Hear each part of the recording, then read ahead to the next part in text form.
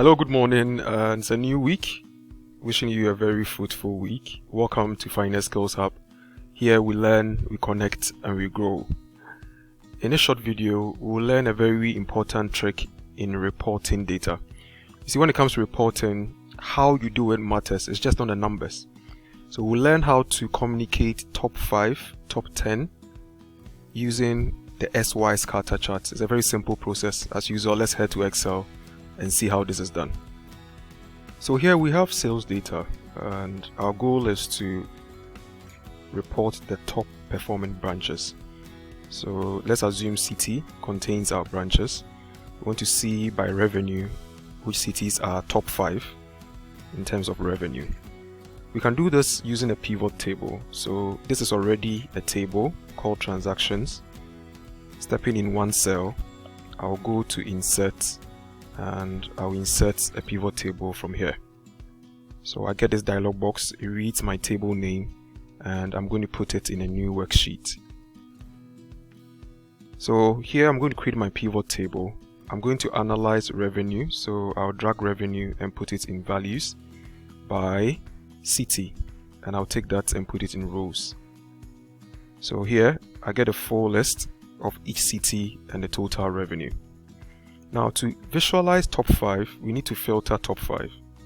So standing in any of the cities, I can right click and you see filter top 10. This is what we are going to use. So you click and this dialog box pops up. So we change 10 to 5 because we are looking for top 5. You can maintain 10 if you want to see 10 by revenue. Okay, so when I click OK, I now get this filtered table giving me the top 5. So just to be sure, you can filter it out in descending order. So I use Z to A, so Tamale is leading here. Now the next thing we are going to do is to insert a bubble chart. So this is a chart we are going to use. We are going to insert a bubble chart. It's under the SY scatter group. Okay, it needs an X and a Y axis. So what I'm going to do is create a mirror X and Y axis and put in some numbers here.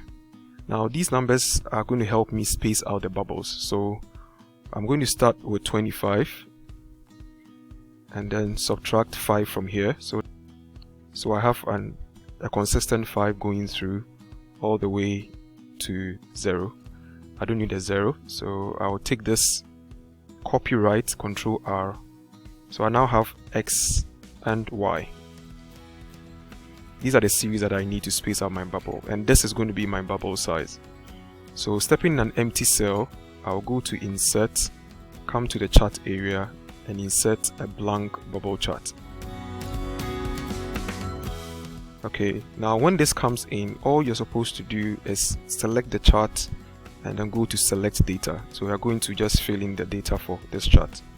So we click select data and we click add on this left side for the legend entries. So what you are going to do is, for the series name you can fill it in later, but what is important here is the X, Y and bubble size areas. So the X values will be this, the one we created. The Y values will be the next column, which is the same dimension. Okay, and then the series bubble size is going to be my top 5 revenues. So assuming you always want top 5, then you can select this, but if you think the table is going to expand, then you have to make room for that adjustment. So there we are, X, Y, and then my bubble size. So I have something like this, neatly spaced out. Okay, and then I click OK. So now let's work on the chart a bit. Normally you remove the noise so that you can clearly communicate. So I'll take off this grid line, that as well, and then take off these axes. Okay, now in my chart title I'm going to name this top 5. So I select top 5 branches. Okay, and now let's put in the labels. So you want to see the city or the branch name and the total revenue. So what we're going to do is to hit this chart element addition, and then we'll add data labels. So now when we go into data labels, we have more options. So we choose more options here, and we are going to uncheck the Y value which has already been given us. What we actually want as a label is the bubble size. So this is the bubble size. So I now get each revenue under or by the side of the bubble.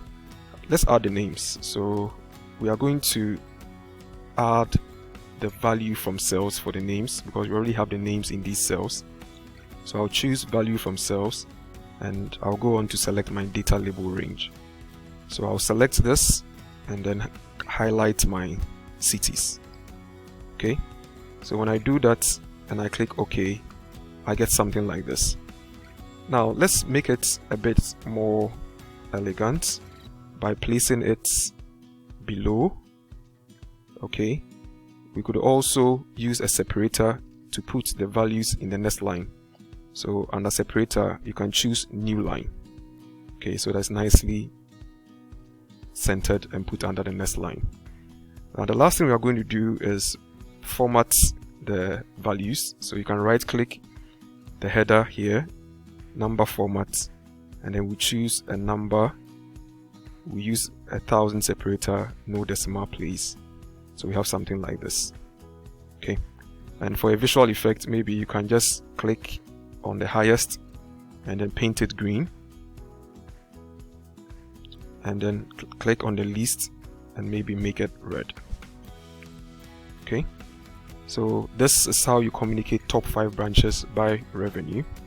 And if you like, you can even insert a slicer here in this. So let's say you want to see this by delivery mode. You stand in the pivot table and then you insert a slicer. So now the idea is this: if I want to see pick up top 5, this updates and I get Georgie coming in, Tamale still leading, Express one day, in that order. So this is for reporting. Take the learning and apply it to your own case, and then see how you can excite your users. For more of these short videos, you can send ad to this WhatsApp number. We send videos to you on Mondays and Fridays. All our old videos are on our YouTube channel, Finance Skills Hub, or you can connect with us on any of these social media handles. Thank you so much for watching, and have a good week.